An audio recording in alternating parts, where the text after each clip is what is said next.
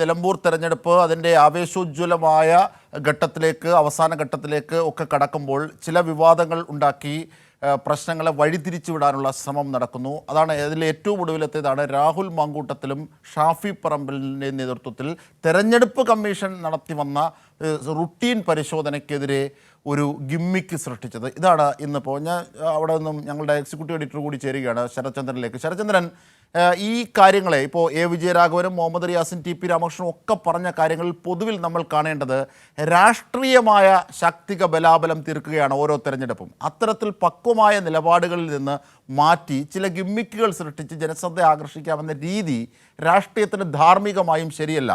ഇതാണ് അവർ ചൂണ്ടിക്കാണിച്ചതിൻ്റെ ക്രക്സ് എന്ന് പറയുന്നത്.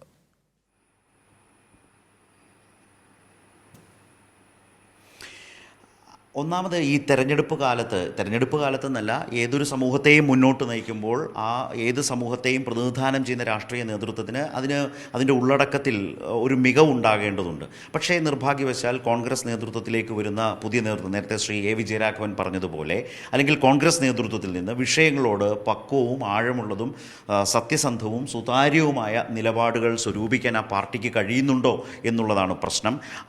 കേവലം ട്രോളുകളിലേക്കും ഇത്തരം വീഡിയോകളിലേക്കും രാഷ്ട്രീയത്തെ പരിമിതപ്പെടുത്താനുള്ള വലിയ പരിശ്രമം നടക്കുന്നു. അതിൻ്റെ ആഴം ഉള്ളടക്കമില്ലായ്മ സ്വയം വെളിപ്പെടുത്തുന്നു. പക്ഷേ അതിലൂടെ അവർ സ്വയം വെളിപ്പെടുന്നു എന്നുള്ളതാണ്. രാത്രിയിൽ കൊണ്ടുവരുന്ന വിവാദങ്ങൾ പകൽ വെളിച്ചത്തിൽ പൊളിഞ്ഞു പോകുന്നതാണ് തുടർച്ചയായി നിലമ്പൂരിൽ കണ്ടുകൊണ്ടിരിക്കുന്നത്. ഒരുപാട് ആവർത്തിക്കേണ്ടതായിട്ടുള്ള ഒരു കാര്യവുമില്ല. കാരണം ഷാഫി പറമ്പിൽ തന്നെ പറഞ്ഞു പരാതിയില്ല എന്ന്. എന്താ പരാതിയില്ലാത്തത്? പരാതി പറയണമെന്നേ, പരാതി കൊടുക്കണമെന്നേ. അങ്ങനെ ചെയ്യാത്തത് എന്താണ്? അതിൽ തന്നെ അത് പിൻവാങ്ങുന്നു. പെട്ടി എന്ന് പറയുന്നതിനെ ഒരു പ്രതീകമായി നിലമ്പൂരിൽ അവതരിപ്പിക്കാൻ ശ്രമിക്കുന്നു. മാധ്യമങ്ങൾ അതിനനുസരിച്ച് വാർത്തയെ സമീപിക്കാൻ ശ്രമിക്കുന്നു. ശരിയല്ലാത്ത വിധം അത് അവതരിപ്പിക്കാൻ ശ്രമിക്കുന്നു. പക്ഷേ അതെല്ലാം തിരുത്തപ്പെടുന്നു. ഇപ്പോൾ നേതാക്കളോട് മാധ്യമപ്രവർത്തകർ ചോദ്യം ചോദിക്കുമ്പോൾ വസ്തുനിഷ്ഠമായി യാഥാർത്ഥ്യബോധത്തോടെ ചോദിക്കുന്നുണ്ടല്ലോ. രാവിലെ ഇതായിരുന്നില്ലല്ലോ സ്ഥിതി. അപ്പോൾ ഈ നേതാക്കളിൽ നിന്ന് കിട്ടുന്ന ഒരു ഫീഡ്ബാക്കിനെ അതേപടി പകർത്തി വെക്കാൻ ശ്രമിക്കുന്ന ഒരു മാധ്യമ രീതി അതടക്കം പരാജയപ്പെടുന്നു എന്നുള്ളതാണ്. അവർ പറയുന്നതാണ് വേദവാക്യം എന്ന മട്ടിലേക്ക് പ്രേക്ഷകരിലേക്ക്, വായനക്കാരിലേക്ക് എത്തിക്കാൻ പരിശ്രമിക്കുന്നു. വായനക്കാരെ എന്നതിനേക്കാൾ അപ്പുറം പ്രേക്ഷകരിലേക്ക്, ദൃശ്യ മാധ്യമങ്ങൾക്കാണ് ഇതിൽ വലിയൊരു പങ്കുള്ളത്.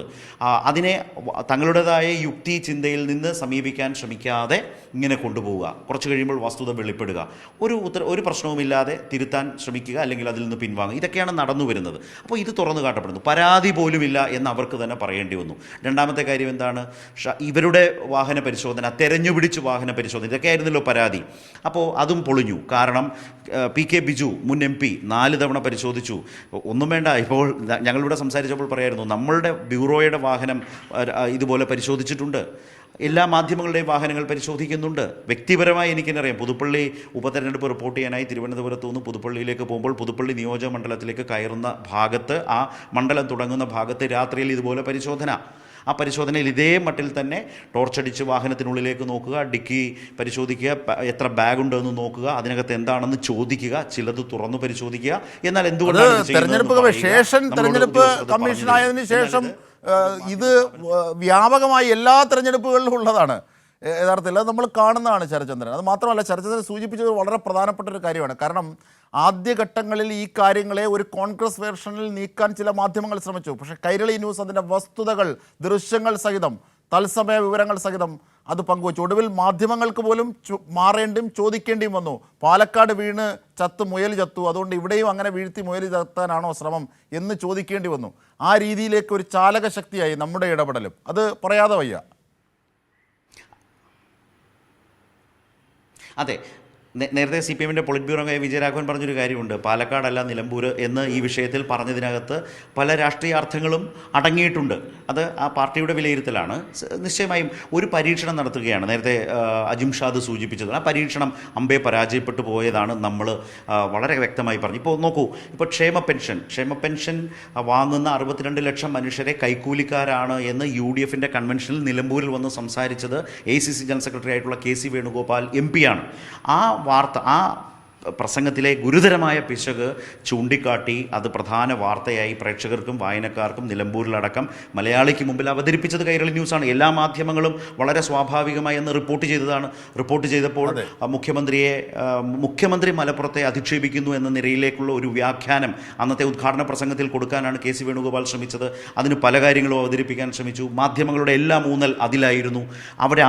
അവരാരും യഥാർത്ഥത്തിൽ ഒരു സമൂഹത്തിലെ ലക്ഷക്കണക്കായി വരുന്ന സാധാരണ പ്രായം ചെന്ന മനുഷ്യരെ വളരെ പ്രധാനപ്പെട്ട ഒരു നേതാവ്, ഒരു പ്രതിപക്ഷ പാർട്ടി ആക്ഷേപിക്കുന്നത് കണ്ടതായി മനസ്സിലാകാഞ്ഞിട്ടാണോ അതോ കണ്ടതായി പോലും ഭാവിക്കാഞ്ഞതാണോ എന്നുള്ളത് വേറെ കാര്യം. പക്ഷേ അത് ഗുരുതരമായ പിശകാണ് എന്ന് ചൂണ്ടിക്കാട്ടിയത് കൈരളി ന്യൂസാണ്. അത് വാർത്തയായി പുറത്തു കൊണ്ടുവന്നത് കൈരളി ന്യൂസാണ്. അത് വലിയ ചർച്ചയിലേക്ക് പോയി. ജനങ്ങളുടെ പ്രതികരണം ഇപ്പോഴും നിലച്ചിട്ടില്ല എന്നുള്ളതാണ്. ഏറ്റവും ഒടുവിൽ എന്താണ് നമ്മൾ കണ്ടത്? ഇതേ ഷാഫി പറമ്പിലിനും വിഷ്ണുനാഥിനും കൂടി ഇരുന്നൊരു വീഡിയോ പോലും ചെയ്യേണ്ടി വന്നു.